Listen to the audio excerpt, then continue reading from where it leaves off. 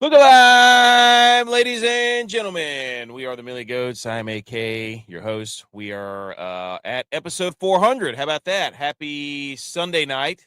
We're actually kind of time traveling here as we're doing a little recording. It's episode 400. Happy Memorial Day to everybody, all the troops. Don't forget to text your friends. If you have any military friends, anybody in your family, all that stuff. That's the reason we're able to get together and do those kinds of things. Happy National Brothers Day as well. We've got that going on. This is a very special show. We have got football is officially back. We've been talking NFL. We've been talking college football. One of the biggest topics in the world is the college football playoff expansion. It's dominating all the internet. And we have got a very special guest for tonight's show. A somebody who we have come across on the social medias that does excellent work in the comments. That's how things kind of start. It started a channel and a brand of his own. Who does some really, really good stuff on YouTube, on all the socials, makes great graphics, really does a lot of in-depth work. You know, like we always say, we're people that love watching football. We absolutely love football. Then you come across people who really love football by doing the dirty work of how you get to making predictions and how you get to learning about the transfer portal, learning about how to power rank teams, learning about all that stuff. We've got a guy from 0&0Sports. F is for football. His name is Colton. We're going to bring him in right now. He's done excellent work all over the place. We've got all of his links in the comment or in the description of the show. His YouTube, all of his socials, that sort of thing. We're excited to have you on because we have a lot to talk about. You have agreed on some things and we have disagreed on others, and that's what makes college football great. And that's what we're allowed to do that, dude. So welcome to the show, Colton. Tell everybody first of all, how you doing? I'm doing great now that I'm here talking ball with a fellow ball knower. Allegedly. Yeah. The big thing is, I mean, everybody's yelling about college football. Right now it's the hottest topic, and I love it because it gives us stuff to talk about, right? Like if you're somebody like us who creates content, who I wouldn't say creates content, but loves just talking about football. Like we're not trying to create content, we're just trying to talk ball.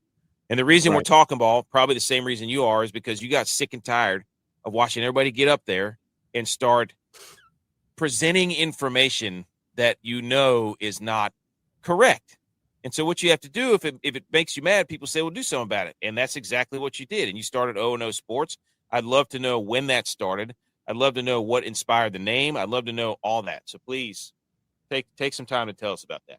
Yeah, so it started off ironically as a college project, as my final project for, graduating college.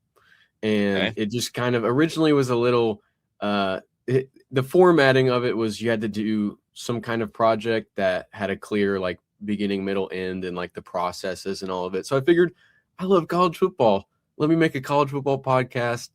I think there was a couple episodes to begin with, either 2 or 3 that I did with a couple friends. And it started from there. I got the name just because of the old adage from coaches, going into the halftime locker room, act like the score is 0-0, 0-0. Nice. 0-0. And that's how I like to approach every day, approach everything. It's like, I'm not gonna pretend that because my last post got 100 likes or whatever, that just means I'm cool. Just pretend like it's 0-0. The same as if I get roasted, if one of my opinions goes wrong, if I mess up a prediction wildly, don't let it affect me. Just move on to the next thing. And I feel like you can take that into life. It's one of my favorite adages. Just people call it coach speak, but a lot of coach speak comes from just truth, just it's experience. Everyday truth. Yeah. You get feedback in real time when you're playing football, when you're watching football. Like you do something, it either works or it does not. So therefore, and you have a series of that throughout the day. So it's a microcosm. That's why people love football, of a collection of people working together that immediately get football, that get feedback that says you did that right, you did that wrong. And as humans, we respond very well to that. We do not respond well to waiting things out. Right. And having patience. Right. So football gives us that over and over and over again, every single play. And that's why we love it. Absolutely. No, yeah, I 100% agree. So that's where the name came from. It started, and then eventually I just shifted to more like shorter form, 10 to 20 minute videos. I've done everything from retrospective videos to kind of I guess you would say autobiographies of people to just weekly predictions and top tens and all that. There's so many ways to view the sport, and I'm not a coach. I'm not a player. So I just view it from the way that I can view it, the best way that I know how, which is just crunching the numbers, noticing patterns, looking at, I guess Did you Twitter. build a robot? I did. I have a robot. He's currently in hibernation because he only really works during the season. But I did that, and then I built 2 metrics, SVE and good. Those are my 2 ratings that I created. Those are more like, what would you say? They're not in season prediction. Like my Todd is his name, the robot. Yeah. He's he's like an advanced I guess you would say efficiency metric, whereas SVE and good kind of look back at teams over 3 to 5 year stretches and see actually how good they are. Because I feel like a lot of it gets muddied when you talk to like certain fans. It started, with talking to specific fan bases who kind of see their teams in a little bit less of an objective lens. So they're like, oh, this is absolutely unacceptable. So I was like, how can we narrow this down to just a finite number and measure actually how good they've performed versus expectation versus preseason win totals with SP plus, all these advanced predictive analytics and which stuff. Are the dumbest things ever. I hate those. Yeah. But I get it. Like, I understand. Like, but I'm a firm believer that there shouldn't be rankings until about week 5 to week 6. Yeah, and I get that. Yeah. That's my opinion. That's what we haven't seen anything, we don't know. They'll rank Missouri 23rd, and then they'll win their first 8 games that they play at home, and they'll be like, wow, this is great. Look at Missouri, another SEC dominant. And then they get to playing some decent teams, whether it's in the SEC or not, and then they wind up 8-4 real quick, and then they're still just letting them hang around 23, 20. That is one of my biggest pet peeves of college football. Yeah, and I wouldn't go to say that they are useless. Just because like you said, we don't know. We can get an idea of how good teams are going to be based on coaching. Like, we can assume Indiana's probably going to be pretty good this year. We can assume Ohio State, Georgia, they're going to be pretty good, but we don't know. So I get that, not wanting to kind of give teams a label, a number that shows that they're going to stick to. I think if we're going to have them, which we're going to have them, it's like a foregone conclusion. Why stick to, if Ohio State loses in week 1, drop them down to 24. If we have Missouri, like you said, ranked 15, and they lose their first 2 games, it needs to be, in those first 4 or 5 weeks, it needs to be completely fluid. Because they haven't earned the number at the beginning of the year. They're just given a number. Like, I make rankings, and people sometimes it's tongue in cheek, but I really do value the fact that if you're 1-0, you're one of the teams that have done what you're half the teams are going to lose, half of them are going to win. If you've lost, you haven't earned a spot yet. I don't care how good you think you are, how good everybody thought you would be, or what your recruiting numbers say. You went out there and lost. You either at some point, winning and losing has to matter. Not what I think you would win or how I think you might perform. If you lose, you lose. Like, I think the objectivity that is, and I guess we'll kind of get into this. This is one of my biggest issues is the objectivity of college football is we're trying to create a bunch of things that we want to be objective, when in reality, they're kind of subjective, right? The only objective thing, in my opinion, totality, is the conferences, but that's so muddy now that you can't even have that, right? It used to be you won your conference. That was my whole thing, is like, but now they've screwed up the conferences so bad that you can't. It's useless. But I think that was intentional. Like, that's my whole point of this. Like, I was getting into an argument with the SEC numbers guy, and he's like, in the last year, no, it was. And I was like, dude, what I meant was, before everything started, this NIL transfer portal, like, trending patterns were trending in the right direction, where G5 was kind of closing the gap. I'm not saying they were going to catch the Power 4, but they were closing the gap from a 13% win rate to about a 30 to 40% by about 2022 to 2023. I was looking at numbers and stats, and over the last couple of years, that has not been the case, because NIL and transfer portal have completely robbed the G5. They're like a developmental program now. Like, it's a developmental league. And so it's 100%. Not going to be the same anymore. It won't. Like, the G5 of this year and last year is not the same. Like, what JMU did was freaking incredible, in my opinion. So, anyways, I don't know where you stand with all that. That was a lot of information, but I could yell about No, that for hours. no, I 100% agree. It's been great for the Power Four. It's been great for parity across the absolute top. And you've seen the 12-team format as a reaction to that. I won't say the playoff itself created that. I don't believe that the playoff created the parity. I think that, like you said, the NIL transfer portal, that whole thing has created parity at the top, the very tip top of college football. But for the G5, like you said, it's only hurt because there's no way some of these smaller schools, some of these Sun Belt CUSA schools are going to be able to compete financially with Georgia, with Alabama, with these teams. And it's good for teams like Miami who now get to use their money, their They funds. were kind of the originators. They're one of the OGs of doing right. this. They get to use their money to get talent from Florida to come to Miami instead of going to Florida, Clemson, Ohio State, Alabama. It's good for those teams, and it creates more parity at the top, like I said, but really leaves the bottom. And I that sounds a bit rude to say the bottom, but I mean, it if is you're what it talking is. Financially, it's leaps and bounds behind where the top of the Power Four is. Yeah. Oh, see, I love this. We're gonna get into that. Do you have any by the way, less than 100 days to college football. Do you have any affiliation or favorite teams? Or are you kind of fairly objective? Are you an NFL guy? Do you have, tell us a little bit about your sporting fandom. It's a mixed bag. If we're talking basketball, I got that right here, but it's not Bulls. Geographic. That's okay. I like to. No, does it continue? I grew up in North Carolina, dude. Like if you're a Carolina person, you have the right to have teams that are from all over the place because I didn't have pro teams when I was growing up. Right. I didn't have pro teams. Right. In the I like to make the joke that my dad was a 90s bandwagon, but there's reasons for why I am the way I am. So in the NFL, it's the Cowboys, unfortunately. Oh my gosh. As I can see, you're probably my drink there. Yeah. Two of the guys on the show are Cowboys fans. I'm not happy about it either. Trust me. I like to say I'm a bigger hater of the Cowboys than most Cowboys haters. You're not delusional. You don't walk around every year and be like, "Hey, this is the year." Now, I don't know if Cowboys fans actually, if they're doing it just to play the part right now, because I have a lot of friends that are like, "Hey, if we can just get," I'm like, "Are you doing this on purpose, or do you actually believe that Dak Prescott and Jerry Jones are going to right the ship that they haven't righted since they've been there? Like, what are we doing here?" No, I think it's genuine, but they will be what they are. In college, I'm a Nebraska fan also, unfortunately. Really? So, which is the foil to the Cowboys. Yeah. in college where we were good in the 90s, but not anymore. Yeah. Crayola, dude. How fun was that experience?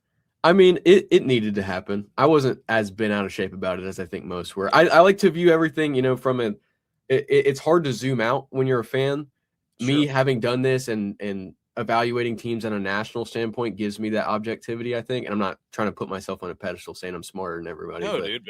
But like I can view Nebraska in relation to a Minnesota or in relation to a Georgia and not be upset that, certain things happen. It's just the way things play out. But if you're only care about Nebraska, if you're zoomed in on them, which most fans are, I'm not going to blame you for that. It's hard to kind of, oh wow, it's like all of these things build up and it just becomes a lot to handle for fans. Yeah, but that's what also makes. I was thinking about this earlier. I was thinking about why is college football so much different than the NFL? And I think one of the big reasons that I thought that I haven't heard anybody mention is the fact that college football players get to choose where they go. Mm-hmm. They are the ones that choose. In the NFL, you can choose, but you get paid less probably. But initially, you don't get to choose. Mm-mm. So I'm thinking, at what point do we start seeing it's some sort of, I don't know, this is like a hypothetical I had, that you have this super league that I'm probably jumping way ahead. I haven't even shown any slides yet. You're good. This is how my brain works. This is we're talking ball, dude. Dude, that's what I'm saying. Like, you turn on the stove and the hibachi grill and you just start throwing stuff in there and start making onion volcanoes and stuff, dude. And it's not going to be bad. It's going to taste great. No, you throw some sesame oil on at the end and you're fine. But I think at what point do we have a Power Four breakoff where you're then drafting players, some sort of a draft, right? I'm not sure if it'll get to that point because I don't know, like from a legal perspective, how that works. But I think it could, like, the breakoff's going to happen at some point. I don't know if it's next year or in 10 years. It's going to happen. The issue with that is that they're trying to make it like it's our fault. That's the problem I have with the media and everybody who's in charge. They're like, you guys wanted this. It's like, we wanted it done right, you bunch of idiots, man. Right. So, but I'm sitting here thinking, like, what's the crazy thing they're going next? And it's like, if you really want to disperse talent, and let's have a draft then. Let's go. Come play.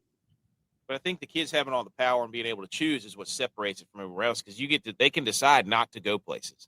Right, and you can put packages together for a player who might be deciding between 3 teams, whereas in the NFL, like you said, you're just going to whatever team picks you. Yeah. So, and that's part of what makes the sport awesome. But it's like, that's what but I've seen. We digress. Yeah. Anyway, okay, let's get into it. That was good. That's a great intro of 15 minutes, just going over everything. Ladies and gentlemen, go follow our guy here at 0and0Sports. College, capital F football fan. I love that. And it says Ground Zero for daily college football coverage analysis. If you're listening to the podcast, you can't see this. We've got a picture of his Twitter profile up here, and it just has his @, and I'm assuming it's the same all over every. Okay. And then a creative partner for Red Zone College Football. Great stuff there. And then I'm going to put like I said, the link is available in the show description. So there we go. Go follow our guy. And let's get into some of this, we're a hot take kind of, we do predictives and top 10s, but not if you've ever seen any of our top 10s, it's outrageous. We got a lot of flack for my top 12 college football playoff that I kept making every week. Which, it's very easy to make people mad if you want to. We try to be somewhat objective and somewhat, satirical is more of our tone. And if you don't want to, it's also very easy to piss people off. Yes, 100%. So we're talking about the college football playoff, right? They're going to the talks of going from 12 to 24 after 2 years of the 12-team playoff is seeping all throughout the nation. You've got Iowa State, Jamie Pollard, the AD, Jamie Pollard. We talked about this the other night. He's saying, tell the SEC and the Big Ten, go do your thing, take all your sports, stop threatening, go on and do it. We've got Brett Bielema saying he'd love to see as many teams included as humanly possible. It can't go to 64. He's not talking about that. Somebody floated 32, all this nonsense. So we've got all that floating around. And right now it seems like the SEC is holding everything back, but I don't really think it's the SEC. I think it's more ESPN because they have some sort of TV media deal rights where they can only hold 14. I've read there's all kinds of rumors flying out around there. But I mean, where do you stand on this whole 24 team Big Ten, ACC, SEC? Like everybody's yelling. A lot of people want the 24 team. Like, and I don't know why the ACC and the Big 12 would want to, but where do you stand on all this? No, yeah. If we're talking from an AD perspective, I'm going to go down by coaches. I understand why I understand why coaches would want an expanded playoff. Obviously, there's more 100%. Revenue in making a playoff. It's easier for Illinois to make a 24-team playoff than it is for them to make a 12 or a 4. Yep. So I understand that. From an AD, I saw that quote from Iowa State's athletic director. That's mind-blowing that he would say that. Like, I get it. I get wanting to push back against the two superpowers, right? But that's suicide. That's terrible for Iowa State. Yes. That would be the worst thing to happen to an Ohio State. I get it's probably all bark, no bite, but it's just I don't understand the incentive behind a Big 12 athletic director wanting to break away from the two, inarguably the two highest profiteers in college sports in the Big 10 and the SEC. Like if we're talking media rights, the Big 12 and the ACC don't make what the Big 10 and the SEC do. If we're talking TV revenue, same deal. If we're talking ticket sales, same deal. There's nothing wrong with the idea behind it, wanting to be like, these guys are just they're monopolizing the sport. I hate that as well. Yeah. But if you're going to push back by saying, let's just break away, you're just doing what they already want. You're doing what they want. You're giving into it by being like, just because you can't fire me, I quit. That's what's happening here. Yeah. They want to make it like it's our fault. Like, oh, look at what you guys did. That's what I'm saying. They're doing everything they can to where they can look back and be the victim and be like, wow, I can't believe the Big 12 and the ACC left us. Right. I find it hilarious. I love it because I'm like, yeah, dude, let's get a little, let's throw a little gasoline on this. Let's go. Like, they do. The Big 10 and the SEC run around and just threaten everybody like, oh, we'll take all of our stuff. It's like, well, then do it. Like, I'm going to watch all of it. I don't care. Like, the Big 12 AD is making a bet that fans will love football no matter what. Whether it's on ESPN, whether it's on the CW, whether I have to stream it, I will watch it. I don't care. Like, it's going to be on a Saturday or a Thursday, and I'm going to watch it. So, Are they going to make money? Like you said, I don't know. They won't make as much money.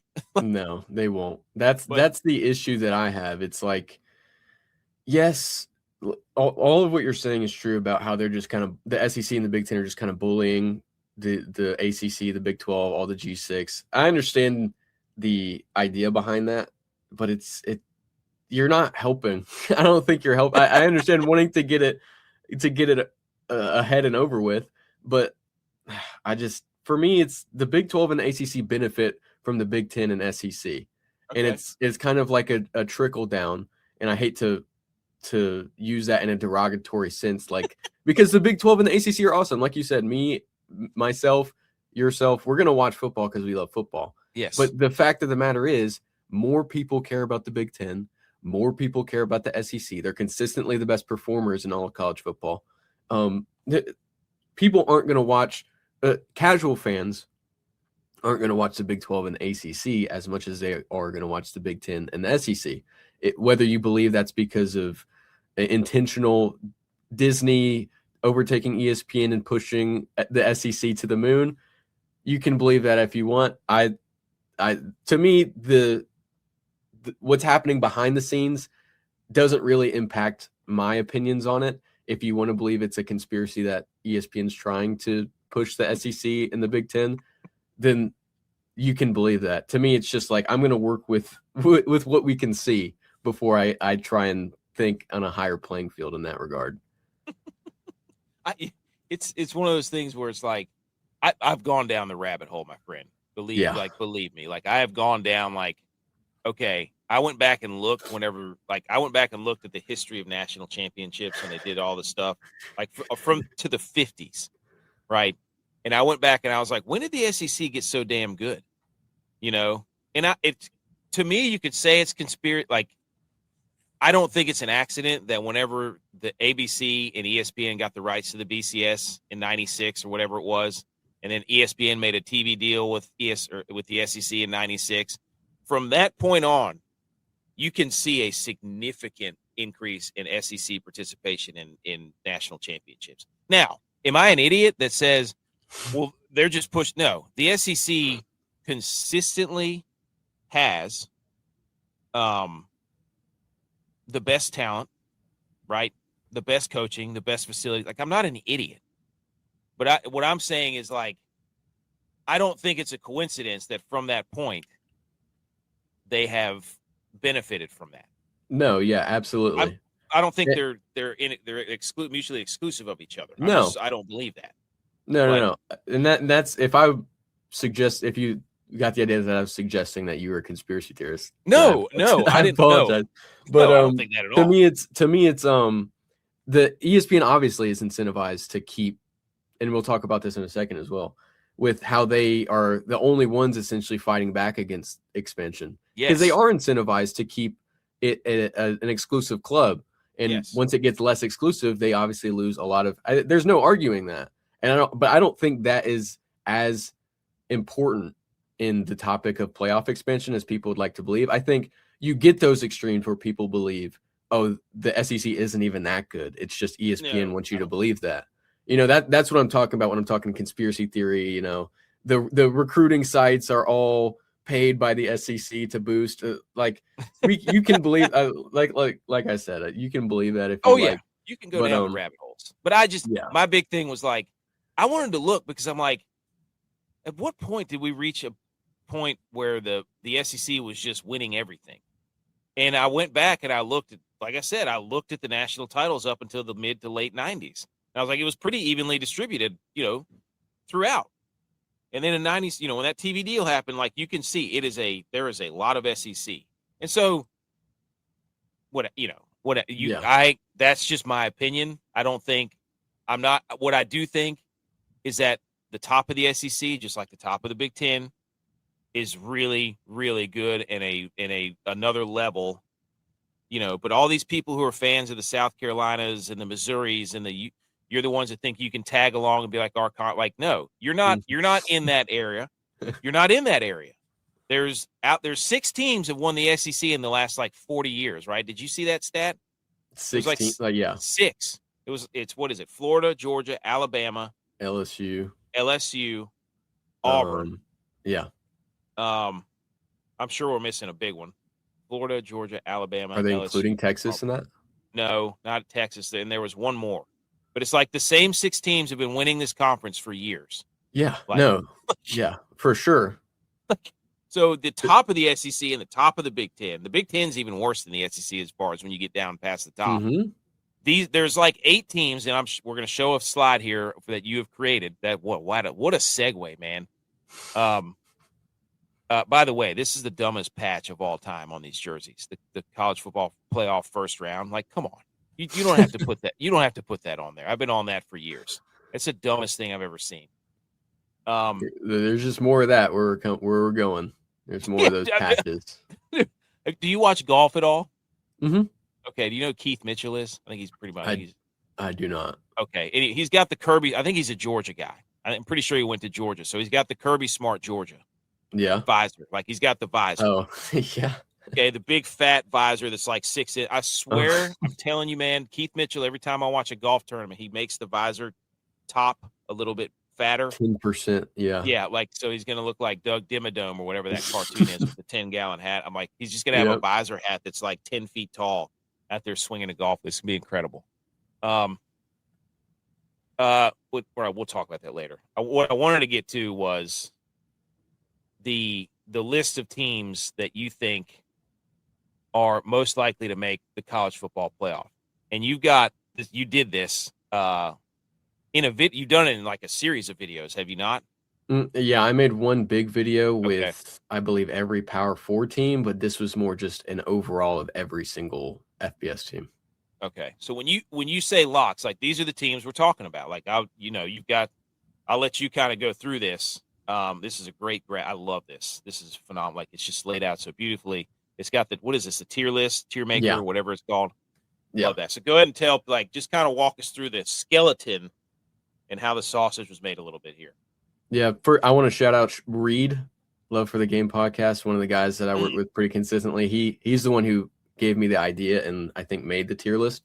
So shout out him for doing that first and foremost. And then for the locks, we're talking teams that I think are in the playoff. If you bet money on any of these teams, I'd be like, yeah, it makes sense. 100%. Okay. So that's the very top. And I think the most controversial one was probably Texas Tech, just because of the whole Sorsby situation. But I mean, if you look at Texas Tech last year, they had quarterback injury issues. Yep. They struggled to run the ball at times last year. They had a top 50 offense, I think, as opposed to a top 3 defense. Yeah.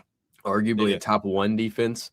That's how they got as far as they did in the Big 12, because there's not a ton of elite teams. There's not a ton of elite rosters in the Big 12. So I think there's just Texas Tech is the favorite. They have the most money. They have the best stars. I feel like it's easy to say, well, they don't have Brendan Sorsby. They didn't have Brendan Sorsby last year, and they very easily made. Who else you taking in the Big 12? The only other one I think is probably BYU, and they don't match up in terms of talent or in the financial side of it. No. But I love BYU. I think BYU mirrors a lot of what Indiana was doing. To get to the level that Indiana did is another question. I don't think they're going to get there, but I do think they mirror a lot of the scheme, the pro spread. Bear Backmeyer is a very, nose to the grindstone type of quarterback. They played a great defense. Unfortunately, they lost their defense coordinator, but they played great defense last year. So I think they have an outside chance looking in, which is why I had them at hopeful. If they can win every game and then lose in the Big 12 championship game, then I think they should get in. But at this moment in time, the only Big 12 team that I see as a shoe-in is Texas Tech. Okay. All right. So the fringe teams, one of the ones that I love on here. First of all, I hate North Dakota State as an App State guy. Secondly, wait, why? Well, when we were making our run, they were in the comments in the before social media was really big. This back in the early 2000s. Okay. They were saying that our championship was not valid because we hadn't played them.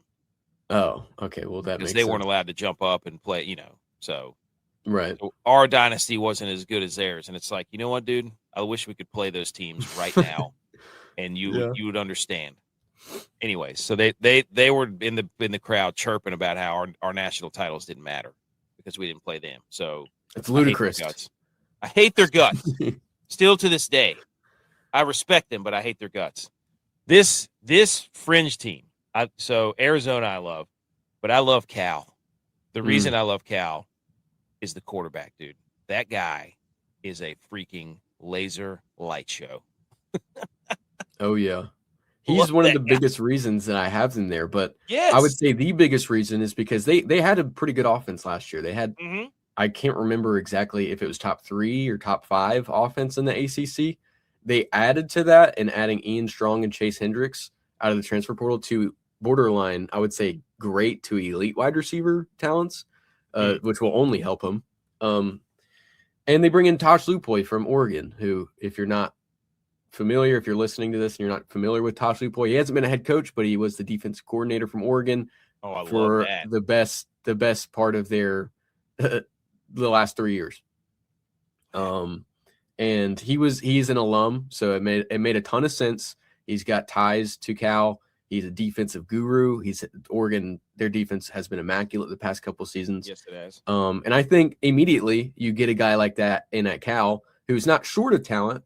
I don't think Cal is like a bottom feeder. They're not towards the top of the country, obviously, but they have talent as we've seen. Like last year, they went 7-6, and their defense wasn't very good. So if they can right that wrong by bringing in a guy like Tosh, who makes a ton of cultural sense, a ton of team sense with the defensive-minded aspect of it, I think they have as good of a chance as anybody in the ACC, who's also, like the Big 12, not a super deep conference. I love. I'll never forget when I was watching that guy. Like one of the first games of the year last year. Like I'm, one of the sickos watching the 11 o'clock Cal ACC game. Yeah, and I'm sitting there watching what's his name, Sagapulololo or whatever his name is. I'm like, this guy. I was like, who is this quarterback? Like, he's an animal. He is a freak. So I hope he has a really good year. So your locks are Georgia, Ohio State, Oregon, Texas Tech, Indiana, Notre Dame. For those of you who can't see, hopefuls are Alabama, Oklahoma, Miami, BYU, Michigan, Texas, LSU, Boise State, and then some of the other fringe ones that are fun are New Mexico. I love that coach; he's phenomenal. Oh yeah. UNLV with what's his face? Mullen? Is it Mullen? Dan Mullen. Yep. Yeah. So didn't they get they got a nice transfer quarterback, didn't they? They got Jackson Arnold from Auburn, who who can't throw. Oh my gosh, never mind. No, I knew they got a transfer. Here's the thing. As a Nebraska fan, we brought in Anthony Calandria from UNLV last year. Had a great season, won Mountain West Player of the Year. I see the same thing for Jackson Arnold. Before Calandria got to UNLV, he was at Virginia a couple years, and he had as many touchdowns as interceptions. Turnover machine, wasn't reliable. He gets put in that system, the Dan Mullen system, and Mountain West Player of the Year. So I think you could see a very, very similar outlook for Jackson Arnold, who mirrors a lot of what Anthony Calandria did well last year. So I'm actually very high on Jackson Arnold, whereas most people definitely aren't because they've seen how bad he's been the past couple of years. Well, yeah, he's playing in the SEC. I mean, he's playing in Auburn. Yeah. And stuff. So I get it. I don't fault people for saying, "Oh, it's Jackson Arnold," but if you look at fit if you look at scheme, if you look at what they do well, I think it perfectly matches Jackson Arnold's game. Now, you have LSU up there in the hopefuls? Mm-hmm. Lane Kiffin? I think Levitt is the key there. Yeah, I think in order for LSU to make the playoff, which I think is very likely, they'll have to be the Charlie Weiss is the key there. I think defensively they'll be fine.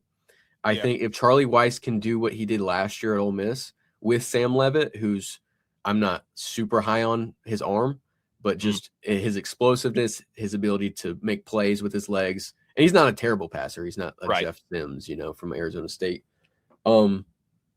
I think they can absolutely make the playoff, but it's a matter of in year one putting it all together immediately.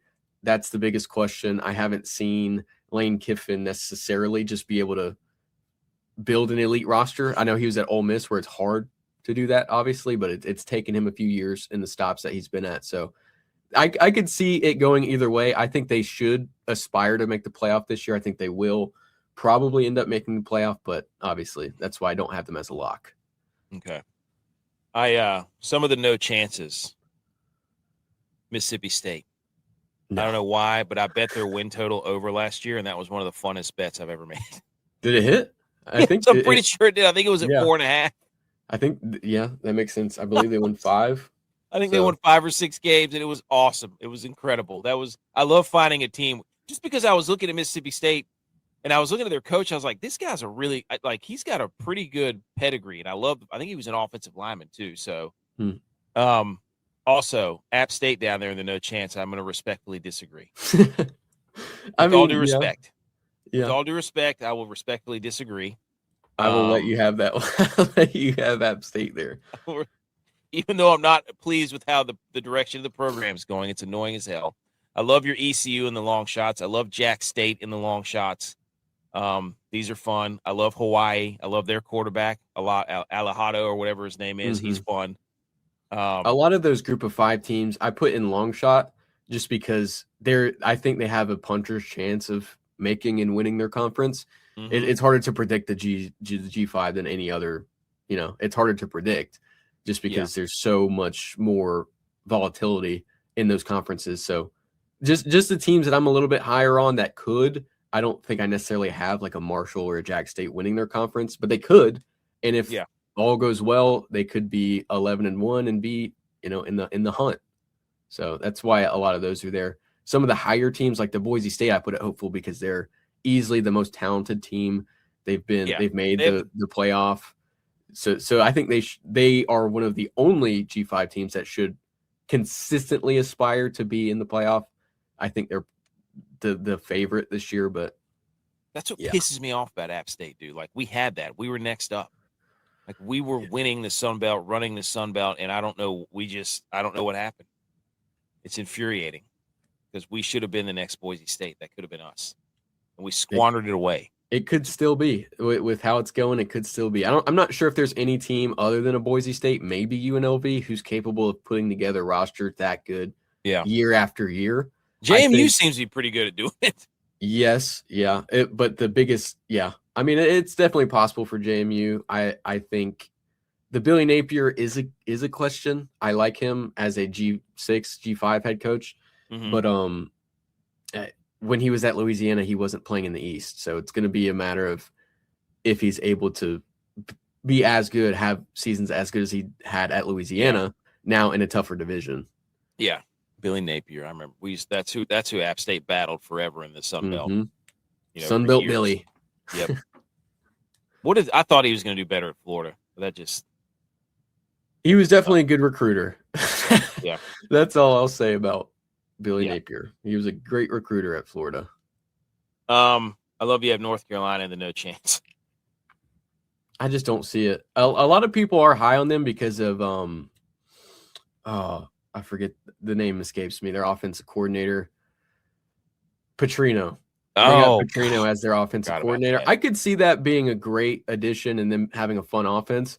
I don't like North Carolina. I don't think Bill Belichick was a good move. I think it was a necessary risk. Yeah. I think the experiment's going to fail, and that's the end. They really don't know how to hire. I could be very wrong. I could be very wrong, and they end up being a 9-3 team. Who knows? Who knows? But they just don't. When's the last good coach they hired?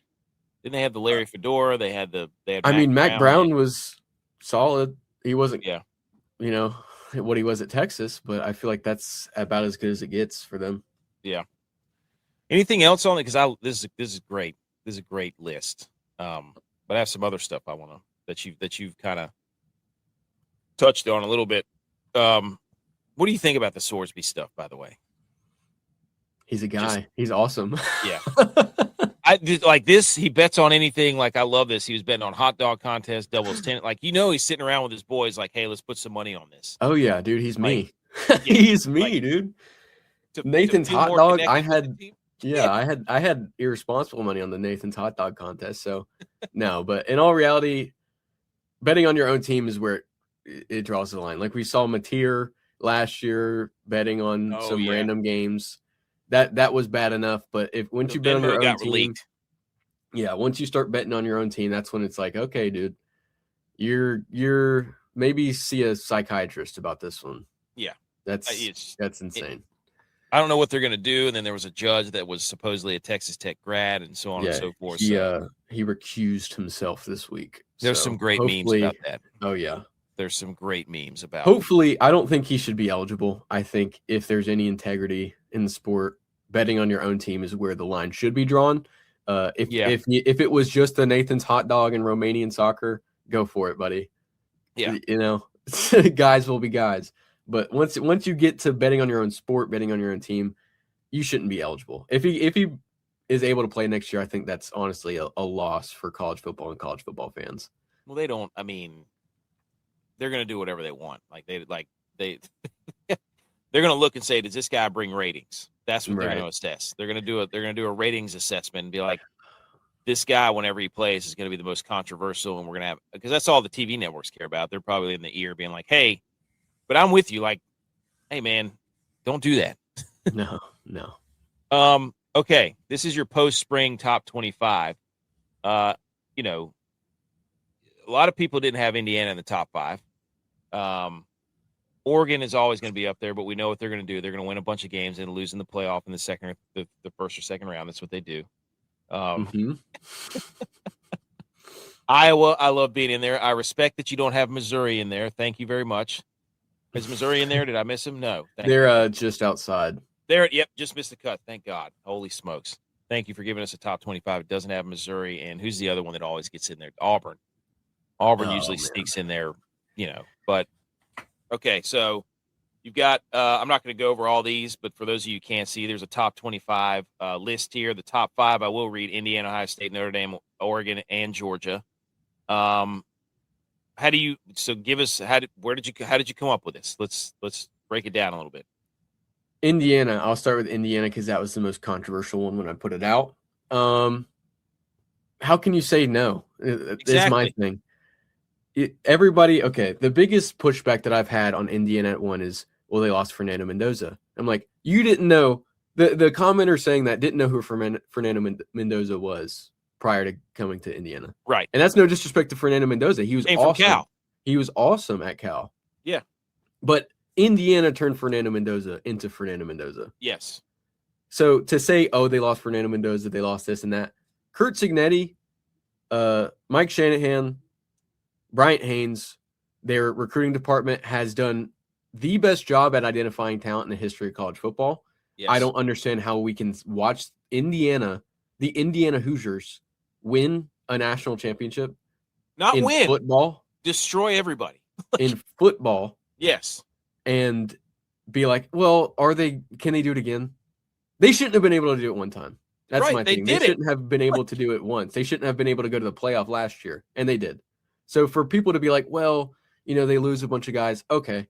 They bring in Josh Hoover. They bring in an amazing transfer portal class. I think it's the number 1 transfer portal class overall. They have money there. Money. Yeah. So now I don't think there's any reason we shouldn't have them won. That's just my spiel on that as an airplane goes by. I don't know if you can hear that. No. Okay. Ohio State, pretty self-explanatory. I think losing Brian Hartline is a big question mark. They replaced him with Arthur Smith, who's more of a run-centric, rather than what they've had with Brian Hartline. Notre Dame, I just really like their roster a lot. I know they lose their top 2 running backs, but it still should be a good room. Denbrock should, have field an elite offense once again. Favorable as well. That as well, and they now have an auto bid if they make the top 12, which is ridiculous. But stupid.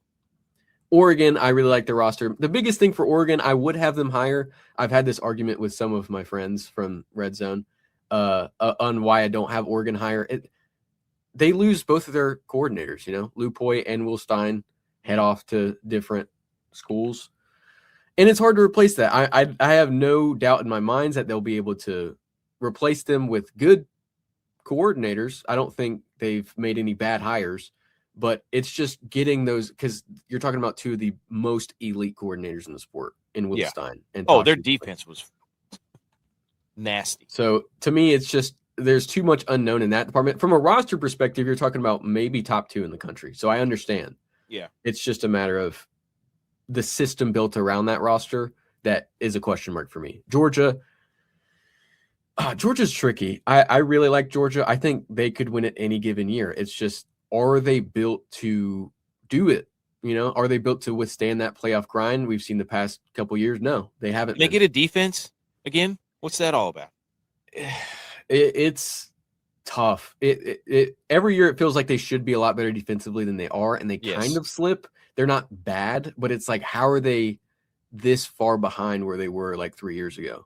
It's hard. Glenn Schumann, I like Glenn Schumann. I like Mike Bobo, but there's just so much volatility for some reason there right now. And I'm not sure if it's off the field stuff. I won't get into that, but I'm not completely. Georgia is a big area of, I just cannot put my finger on them. You know what I'm saying? Yeah.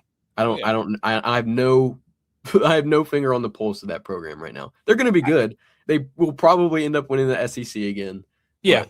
Will they win the national championship? They could. They absolutely could, just like a lot of these teams I think could. But I usually do a top 25 as we get closer to it. And this will change. This has already changed. So this is okay. Well, there you go. I'm not sure exactly who, but yeah, I've definitely already made some adjustments. It will be different before the season. Okay. Florida's in there. I love Florida. I love John Summerall. John Summerall might be my favorite head coach in the sport. I think he's probably the most underrated. I think Tulane's no bum program, They're one of the more what is the word? Resource heavy group of 5 teams. But they have great resources at Tulane is basically what I'm trying to say. But he started at Troy, and Troy's not known for their great resources.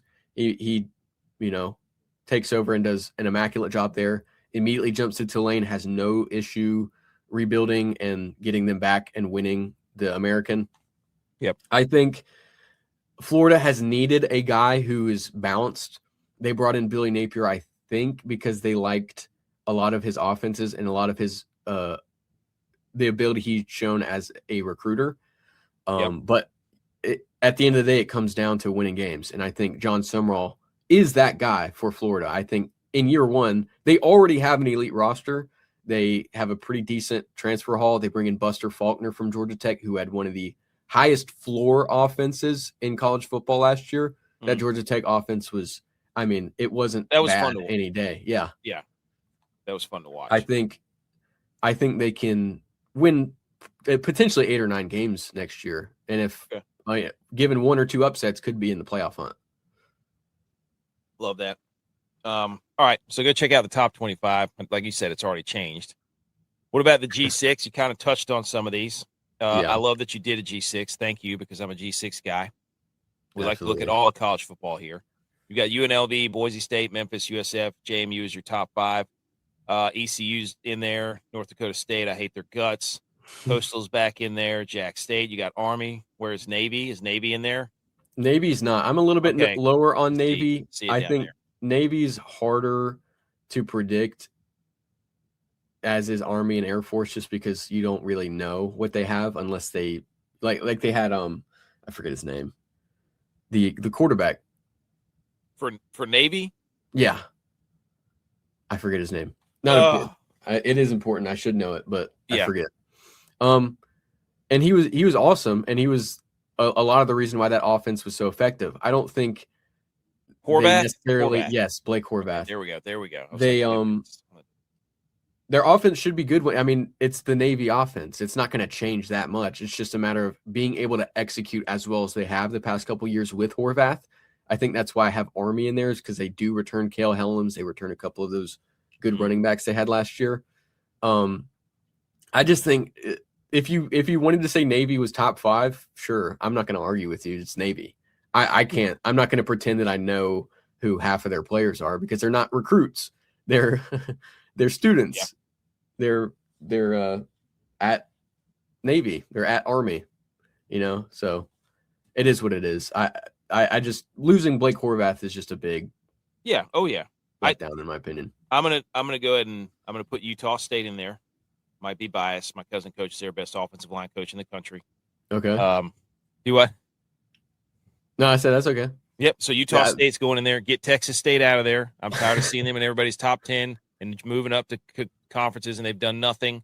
And I was asking, I was like, "What's the deal?" And I was talking to somebody. He's like, "They have a great market. They have tons of resources. They have a great campus. It's like people like Texas State. They want the Texas markets. That's why they're so desirable." I was like, that makes a lot of sense, because they do not win football games. Yeah, for me. It's just GJ Kinney hasn't been able to put it all together yet there. I think that's bound to happen at some point. Whether it happens this year, it could be. I really like Brad Jackson. I like their offense. I think they'll have a good offense once again. But like you said, it's just a matter of actually winning games and not just being a fun team.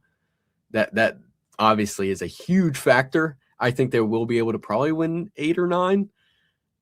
It's just so hard to predict. He never does it. Like, it's like you look and you're like, they have the biggest offensive line in the country, and you're like, they have all these recruits, and he looks cool, and he's like got this swagger, and I'm like, they lose games. Right. And it's defense. It's they have a top, I don't know, 50 offense in the country. Very exciting, very fun to watch, but then they give up 78 points a game. So it's like, it's not winning football. No. And Josh, Josh Pate gave his thoughts. It was they can't, G6 teams can't. I think this is where you and I first crossed paths interacting, whenever I said the rankings that they were using were biased toward favoring G6 or P4 teams. And he went on this little monologue about, hey, they just don't play the same caliber of schedule. And it's like, where do you stand on the G6? I think there is there's a clear line. I think there are some G6 teams that have ascended and have been able to compete. I think if a Tulane moved up, if a Boise State moved up, they would be able to sustain, just because of the resources as well. They already have good resources. It's just a matter of resources, in my opinion. I wouldn't say there's no chance that Middle Tennessee State couldn't upset Alabama. That could happen any given week, but it's a matter of competing consistently. I think the big idea around G6 inclusion in the playoff is interesting. I think they should. I think a lot of G6 teams deserve, like a James Madison, to make it into an expanded playoff.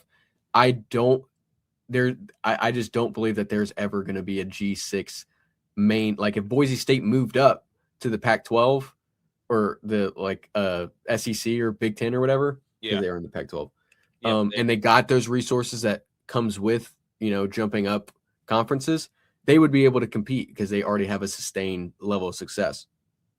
But it's a matter of no G6 team has the resources I think necessary. They don't have the depth. They don't have they might have the coaching. Their coaches aren't bad necessarily. It's just harder to work with less talent. It's just, to me, it comes down to talent and resources. And I don't think any G6 team, Boise State included, who's the most resource rich currently in the group of 6, is capable of, going on a playoff run. Could they upset a team? Yes. It's different from being able to win a game and being able to win 4 or 5 in a row.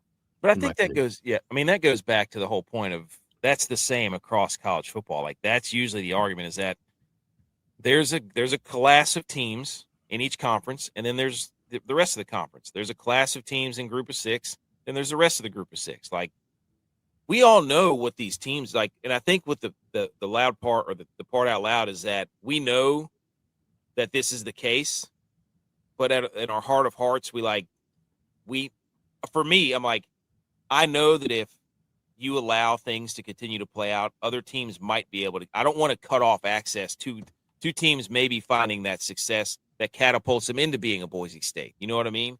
Like that's the issue I have with like just shutting out Group of 5 or whatever, too, Group of 6, whatever, is that we just don't know that like somebody can't have a really good year and it may change the trajectory. Like we saw Indiana just make an absolute turnaround out of nowhere. But again, they have all the resources. So, and they're not a Group of 6, but I'm saying like,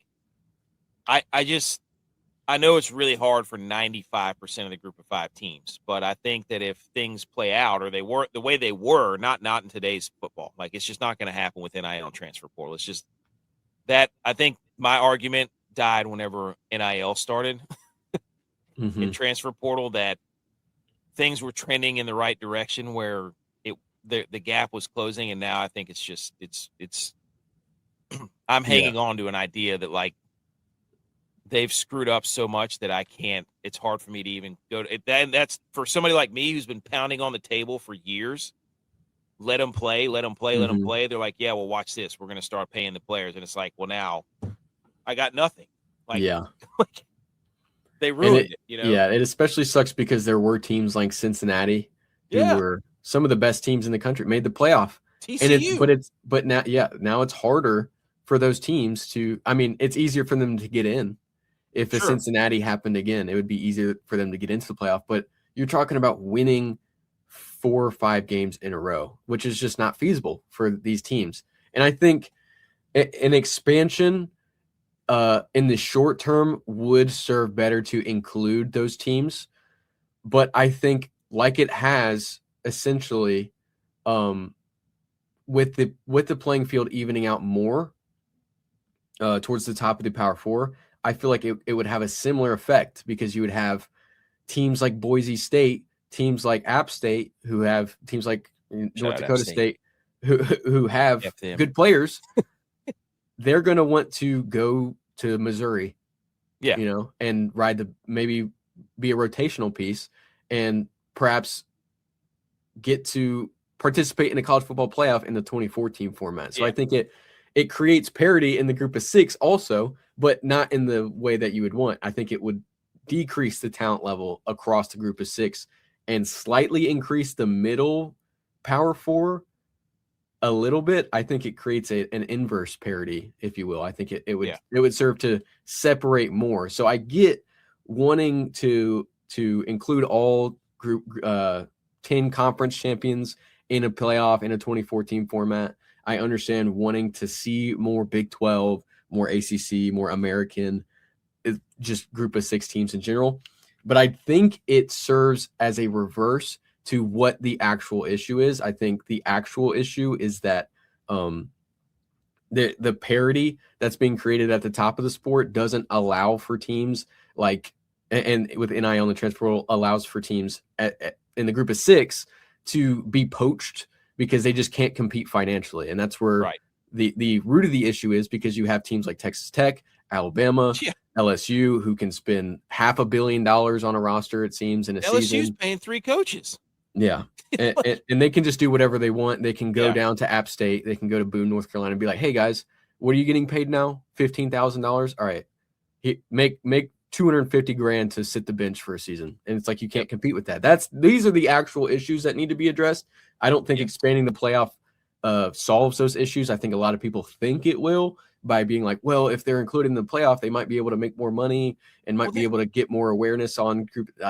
To me, that just doesn't. Their solution is, hey, just give people more football. Everybody wants more football, and I'm like, that's not true. Like, I want to watch good football. Like, I love football, but just throwing more football just because they're doing that because they know the ratings are going to be good. Because I'm going to watch it. Like, they know that I'm going to watch it. Mm-hmm. They also know that they're forcing our hand and forcing us. Like, they think they're so smooth.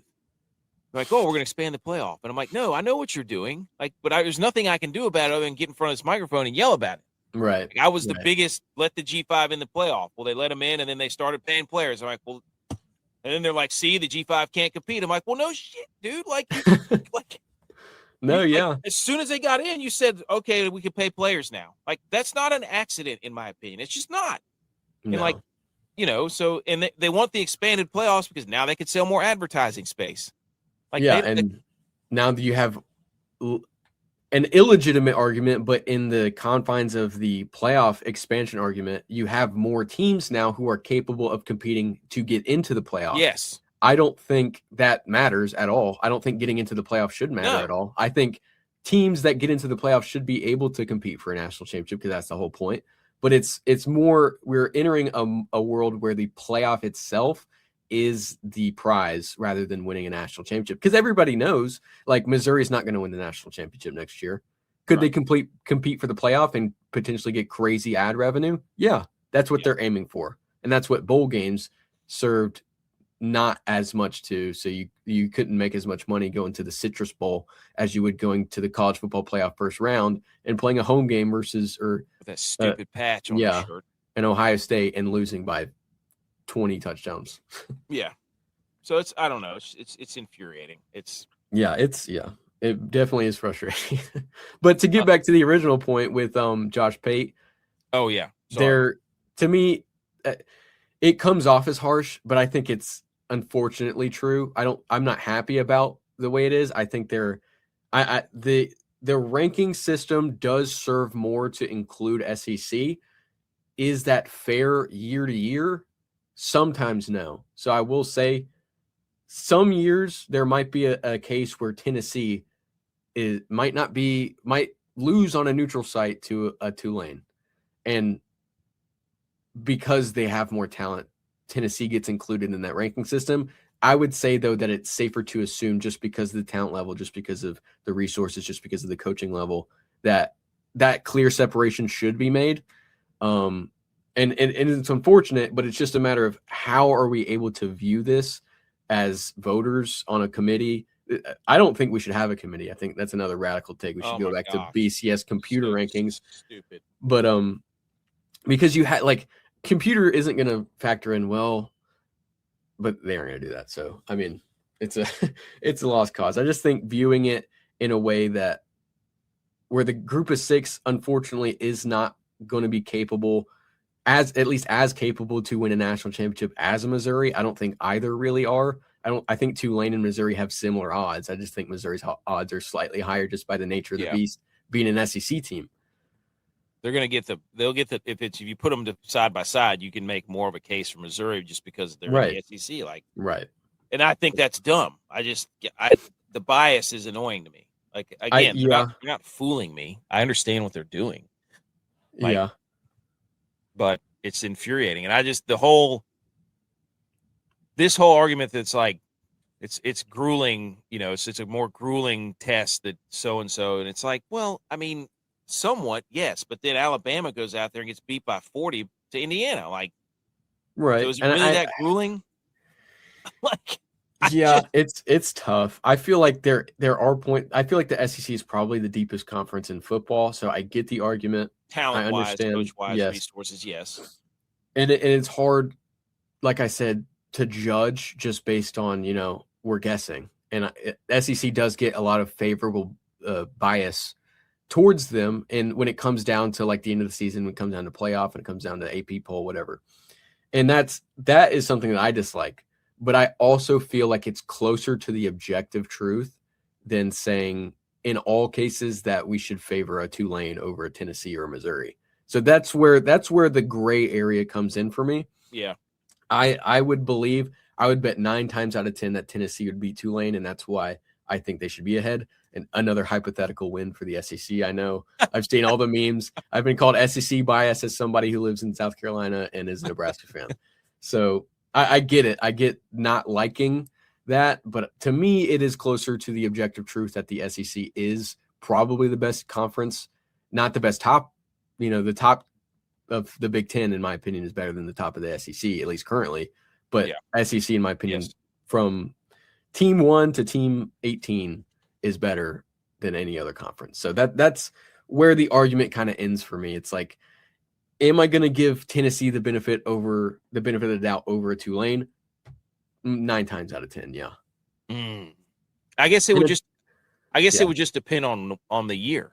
Yeah, right? and that's the tough situation. If there was a year where Tulane was like 12-0 and they had some crazy quarterback who's in Heisman talks or whatever, I would honestly be like, you know what?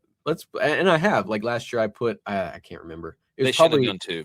But UConn over Missouri in my top 25 to end the year, freaking just love because. UConn, dude. Oh yeah, grinding. they're awesome. Do I believe UConn would beat Missouri? I think it could be a game, but probably not. So Was it I Jim Moore up there? Yeah, Jim Moore. Yep. That's right. But it's just so hard for me to consistently give an opinion that I don't believe, and that's that. I think that's a one of group the biggest team is issues. going to beat a SEC team or should be ranked above an SEC Yeah. team that's maybe lost a few more games than a UConn or a Tulane or whatever. But it's just, yeah.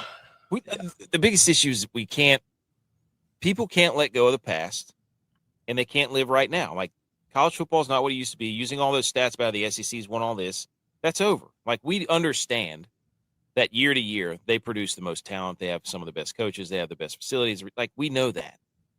But again, you have to use what's being played in front of you. You know, Right. like that's my biggest issue I have whenever they go to ranking. They're like, well, the SEC traditionally, I'm like, that doesn't matter. College football is not the same as it used to be. You can't do that. If you can look at all the metrics this year and tell me that, yes, I agree. But, yeah. But I think that's one of the things too. We want to keep the tradition, but not keep up with the times about how college football is developing. You know what I mean? I don't know. Right. This is a really cool graphic, by the way, that you showed in one of your videos talking about was current roster expected versus the actual career score, which is kind of cool. So I know you were talking about this, and like you were saying, it's your top. By the way, shout out Florida State. Holy shit! Yeah, Florida State's an anomaly in there. Yeah. So, and then Oklahoma State. How about that?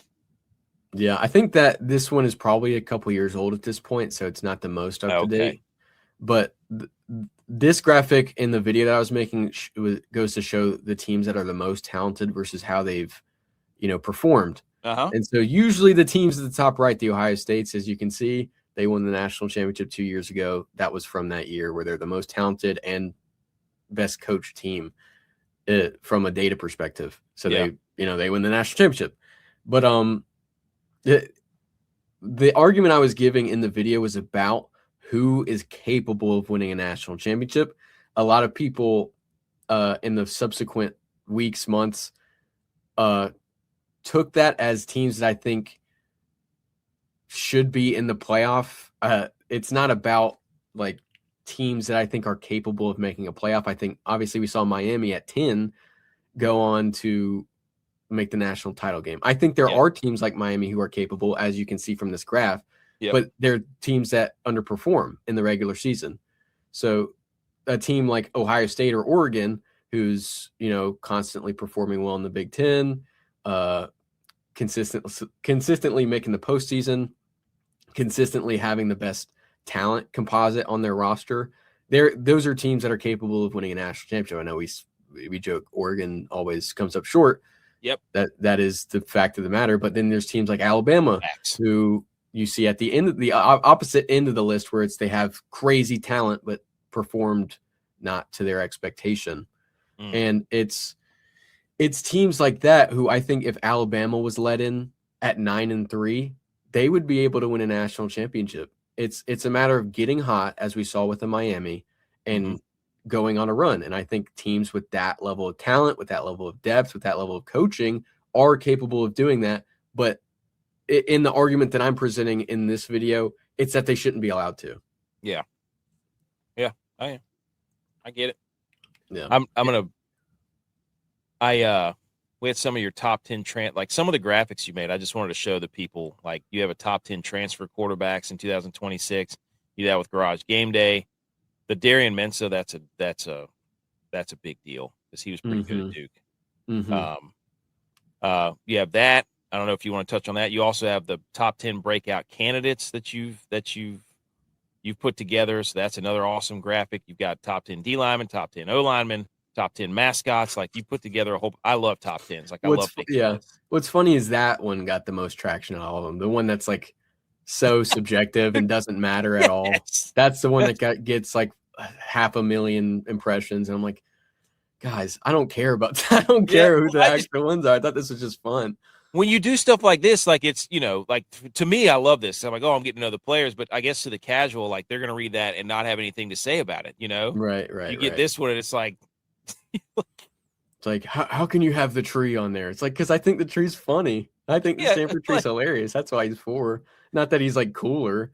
There were people talking about the BYU, and I get there's, I didn't even know there was like a mascot national championship. Apparently that's a thing. And apparently the BYU mascot won the past like 10. So wow, like, how can he be? Why isn't he on there? What are you doing? What's wrong with your rankings? You need a committee. Not a ball knower. Yeah, literally. Form a committee and then make it a playoff. I wasn't watching the mascot games this year. Are they paying mascots? That's what I want to know. Is there a transfer portal? Can somebody transfer?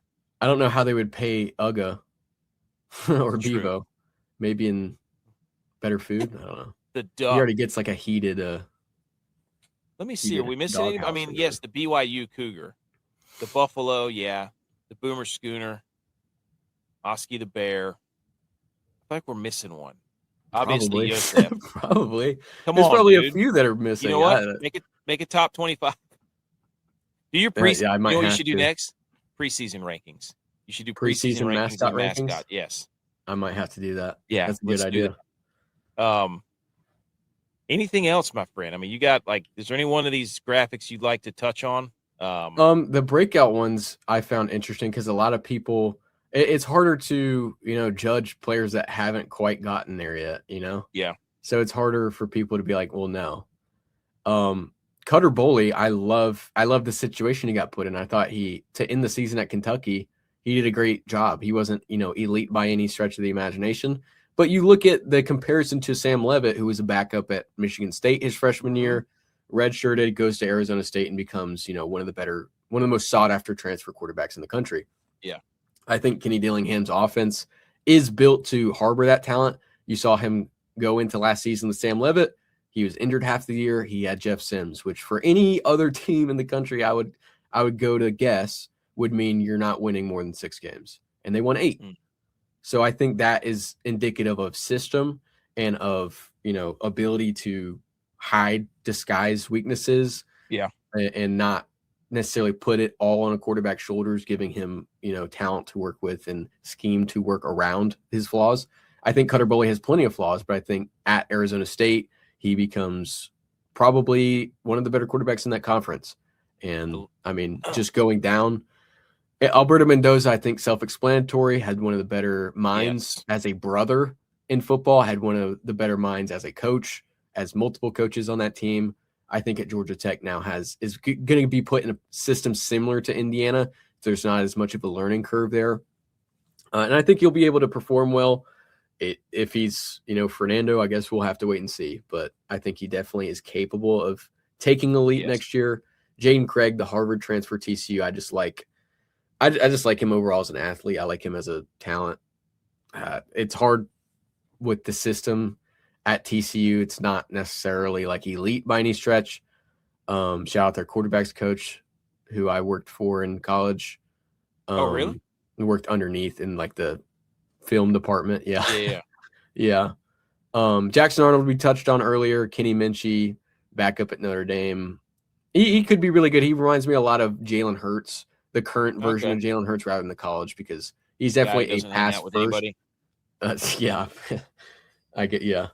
Maybe more so on the field than Jalen Hurts. Dude. Philo, he might not even be the starter, so that one was more of a shot in the dark, just because I like the system at Florida that whichever quarterback ends up starting there. Michael Hawkins Jr. We saw flashes of Michael Hawkins at Oklahoma. I think West Virginia building that system around him with the running game that they're inevitably going to have is going to be good. Lincoln Kienholz, former Ohio State backup for the past 3 years. I think he finally gets a shot. I think Jeff Brom, one of the more underrated coaches. Shout out Tyler Shuck. Yeah. He's going to be able to get a high floor output from a quarterback. I think he's going to be pretty solid. Same thing for Grunkemeyer at Virginia Tech. Old Dominion, right? Grunkemeyer was at Penn State. He was a backup behind what's his face, Who's Drew the guy Aller from Old Dominion that transferred? At Penn State. I don't know. There was somebody from Old Dominion, the quarterback. Oh, Colton Joseph. Yeah. He went to Wisconsin. Great name, by the way. There you go. Yeah, by the way. Yeah, there you go. And then Ricky Collins, he was a highly sought after prospect out of high school. And now he's going to get put in an offensive system. A lot of these just have to do with the system that they're going into. I really like Kennesaw State's last year. It wasn't super dependent on quarterback play. It was just, not making mistakes was the biggest thing. You don't get put in a situation really to make a ton of mistakes. They're very versatile with the quarterback run and pass. So that was a fun run by them too. Oh yeah. Kennesaw State. Oh yeah. But that's that list. If you wanted to add another guy, if you wanted to take away a guy, I wouldn't argue just because, some of these, I think Cutter Boley is going to be good, obviously. But yeah, if you wanted to add somebody, sure. It's hard to predict players that have yet to become good become good. So it's with the territory, it's very subjective. I love that. Like, again, all these lists, this is what you're going to get, folks. You got these nice lists, very visibly pleasing. Talks about the big men too, talks about mascots. We're going to solve college football because I want to do a top 5 reasons how we solve college football. We're each going to go around and pick. Let me set this up here. Hold on. This is what I was made for. Let's go. Let's solve. What I was born to do. Solve college football. Solve all the issues. Okay, here we go. This is a very primitive. We'll make a better graphic to send out later, but. Okay, this is not in any specific order, by the way. This is just 5 things that we would use, but people will be like, how could you put so-and-so at 1? Yeah. Whatever. What's one thing initially that you would go out, and I will type it right in here? I think one of the most underrated, and that gets we talk about it, but it's definitely on the back burner with playoff expansion, with NIL, with transfer portal. I think it's just fixing the schedule. I think once we do that, then a lot of better opportunities for playoff expansion. If we want to go down that route, a lot of better opportunities for transfer portal open up, because right now it's just absolutely, it's unimaginably like, when you say fix the schedule, you mean, what's one thing you mean? Having the high school portal open, or not the high school portal, the high school. Oh, you mean the totality of the schedule, not like the actual, okay, I see. Like, the playoff going into transfer portal season, players being stuck on rosters or having to transfer off of playoff rosters. Yep. The timing of the playoff, all of that, all of the high school signing day, bowl season, when coaches get fired at the end of the season, that all of that overlapping at the same 2 months is just it's not sustainable. And I think if we focus on that, which we're not going to, it would make too much sense to fix the easiest thing probably to fix on the list. It'd make way too much sense for them to do that. Blows my mind, dude. That they have transfers going on in the middle of the playoff. Like, what are you doing? Right. It's coaching, like we saw Malik Murphy before Texas's playoff run 2 seasons ago transfer. He's their backup quarterback. What happens if Quinn Ewers goes down? They had Arch Manning, so it wasn't that big of a deal. But it doesn't. It's not sustainable for coaching staffs. It's not sustainable for ADs. It's not sustainable for the playoff. Yeah. Obviously, if we have a situation where an Ole Miss next year makes the playoff and Trinidad Chambliss is like, well, I can't risk, my NFL aspirations. Yeah. It doesn't make any sense. I'm going to go with blow up the conferences. I think at this point, like, everybody's like, oh, the SEC. It's like, no. There's a top of the SEC. There's a top of the Big Ten. Blow them up, redistribute them, and let's go from there. Let's stop pretending like the bottom half of these conferences are competing or doing anything. We all know, let's say it out loud, blow up the conferences, realign the conferences. Like, let's just go ahead and do it. Like, just get Minnesota out, get them out of there, get Purdue out of the Big Ten, and put some other teams that have some better, or just combine them. Like, just make a super, like, let's not pretend anymore. Okay. Like, say blow them up. Let's just get, like, let's just stop all this argument. Like, we're arguing the Big Ten, SEC. Just look, we can change the other stuff on a whim. Just blow them up and put them together, or put half of them over here and half of them over there. And then the regular season will matter. Like, the regular season is not going to matter when you have bottom feeding teams. Like, that are, like everybody's like, well, what about the beauty of college football? Like that's gone. Like that's out the window. There's now resources, like you're going to get a massive upset here and there, but it's just not in today's football, it's probably not going to happen as often. Yeah. You kind of have a tug of war at the moment between the elites that control the future of the sport wanting to move it drastically in one way, and then the savants like ourselves wanting to keep it kind of where it is. So we're at a tug of war right now, and we're losing. And by doing that, we're letting them pull us in a different direction. So It's either adjust and find ways to, counteract these things, or just, be pulled with the tides, essentially. Yes. They know what they're doing. Like we said, all right, what's your next one? I would definitely go to say salary caps. I'm not sure if that's a feasible language of it, but there should definitely be a spending cap for salary programs because cap. Yeah. It doesn't make sense for a team like Texas Tech, who has all the benefits of being in Lubbock, Texas, and all the other, conference opponents not having that, crazy oil, whatever money. It does. I feel like there should absolutely be a cap on how much you can spend on a roster. I think it would go better for coaches as well, because it forces them to be more intentional instead of just hoarding, talent, hoarding transfer portal talent, hoarding high school talent, and just, being able to pay for it, whereas other teams just can't. Right. Yeah. I think another thing is I don't 3-loss minimum, 3-loss maximum for the college football playoff. I'm sorry. You can't lose 3 games and be in the playoffs, or more than 3 games. You can lose 3 games. You cannot lose more than 4. You shouldn't even be in consideration. Is that fair? Yeah. I would honestly be more radical. I would say 2-loss. Then let's make it 2. If you lose 2 games, you're out. I'm sorry. Oh. Sorry. You meant 3 losses and you're done. Yeah. Like if you lose 3. Yeah. Like 3 losses, you're out of the college football conversation, like playoff. Yeah, no, absolutely. I agree. I think that's generous, but I'm not going to sit here and have an argument about a 4-loss team being in the playoff. I don't care if it's 24 teams. I don't care. If you want to devalue, if you want to reevaluate or value the regular season, institute a loss limit for the playoff and be like, I'm sorry, you've exceeded the amount of losses. You have to have some matter of consistency. I don't care what conference you're playing in or what you're doing. You can't be losing a fourth of your games. It's not the NFL, right? And I don't like whenever people make a comparison. Like the NFL, everybody's getting paid. The talent's evenly distributed. There's a salary cap. They play 6. This is not the NFL. Right. Like if you lose 3 losses, you can't have 3 off days. You can have 1 or 2 off days and still get a break. But losing has to matter. No, absolutely. And then losing in the regular season, especially. Yes. That's what I'm saying. Yeah. You want to make the regular season matter? 3 losses. Yep. I could get on board with that for sure. As just a general rule. It already kind of is that, but we see like Texas this past year was 9-3. They had here they come. Outside chance. Yeah. Stupid show. Here's Texas. Why not Texas? Like, I don't know, dude. They've lost. Don't lose to Florida. You don't lose to Florida. It's simple as that. Yeah. Beat Florida, USF in Florida.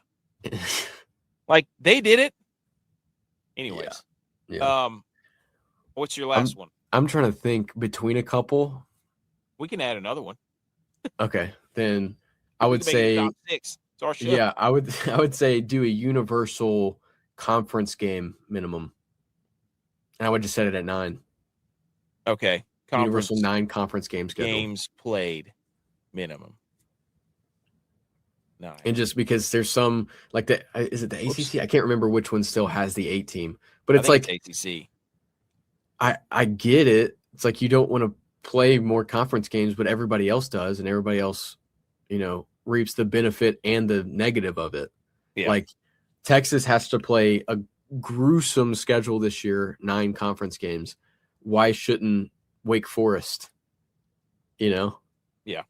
I feel like that just makes the most sense instead of having Clemson play Furman, Central Michigan, Tulsa, and Florida Atlantic in the out of conference. I don't know if they do that, but why not have every single team in college football at the FBS level play the same amount of conference games. I feel like that just makes the most sense out of everything.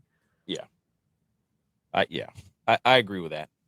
Well, you need what we're trying to create is a framework of objectivity. You need to be able to compare. Like when you do any type of research, you need consistent variables, right? You can't have fluctuate. That's why I get so mad with this whole damn system is you get so many variables that change throughout the year or throughout every year. And it's like there's no framework. One year they'll sit up there and say this year we're looking at game control and we're looking at strength of record. And I'm like, you can't change it every year and they get mad that the system is like, it's flawed. Yeah. You have to have, that's why I loved conferences so much before they started ruining them, is that it was something you could go back to and be like, hey, we know that you played in a conference, was the talent the same? No, but you executed the plan every week to go through that. And that shows us a matter of consistency, not, hey, you're the most talented, but it showed us that you consistently did what you were supposed to do all the time. Right. Every week. Right. So you have any more you want to add? Yeah, it would just be another one would just be getting rid of human decided playoff formatting or postseason formatting. You're just saying eliminate the committee. Let's just say it. Yeah. Eliminate committee. Well, but if you say eliminate the committee, it's like, okay, they fire the committee and then they add a new one. So mine is just computers. Just use computers. And it's like people will still be like, oh, but the strength of schedule that the computer's using are imbalanced or something.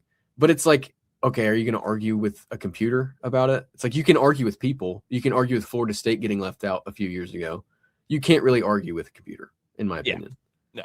There's no if the computer thinks SMU should get in over Alabama, they get in. If a computer thinks Alabama should get in over Florida State, they do.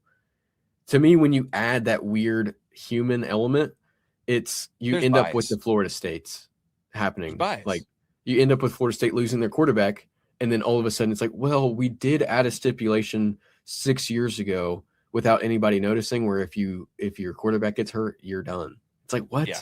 Why would that be a thing? That doesn't make any sense. They went undefeated. They won their conference title without their quarterback. That makes no sense. So you can't because in other scenarios they wouldn't do that. That's the issue everybody has. Like if it was reversed. Like good and well that if it was Alabama that lost their quarterback, there's absolutely no reason that 13-0 Alabama that won the SEC, if they lost, Jalen Hurts, they'd be like, yeah, we can't let you in. Right. So it's silly. That would honestly probably be my biggest one. I'm trying to think. There probably is, and I'm just not thinking of it. We touched on salary cap. We touched on, I think, the big things. To me, the biggest thing is just fixing the schedule. I think once that's out of the way, that's like, it's kind of like being in a messy room. It's like you can't get anything done if you're focused on how much trash or like you have clothes all over the floor or something.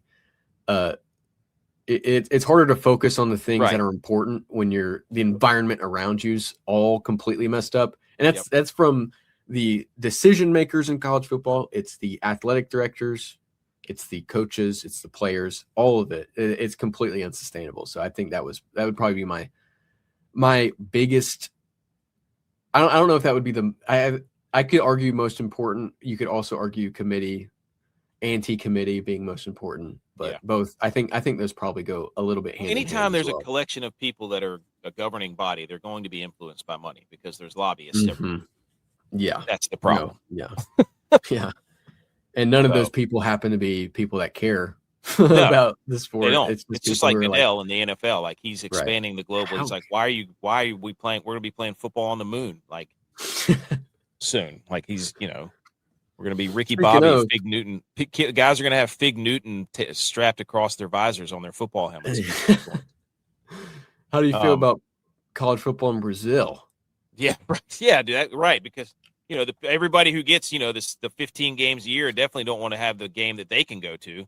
Right. Give it to somebody else, right? We don't want to pay the taxes for the NFL stadiums and then have the games moved away from there. Like we don't want our taxes raised to do that. Right. So let's just take home games away from cities where people pay taxes for the stadiums. Idiots. Right. don't give a rip about the fans. Anyways, that's a pretty good list, dude. If we come up with more, then we'll add more. Absolutely. Hey, man, I've taken up more than enough of your time, and I'm so grateful that you stopped in and talked football on a Saturday morning. It's almost like football was back on a Saturday. So can't wait. I really, really appreciate you jumping in. I know you got to go. We got a big weekend.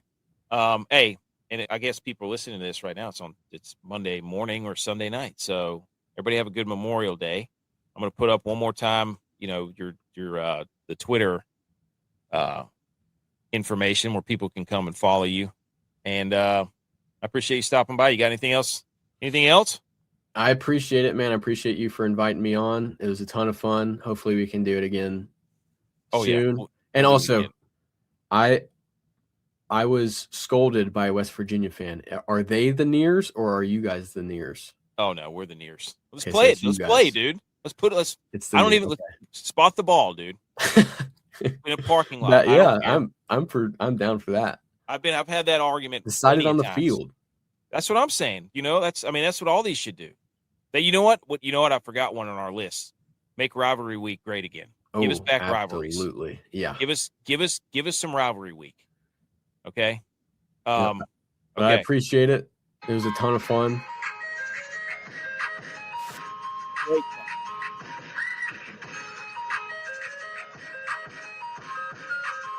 Everybody go follow 0and0Sports.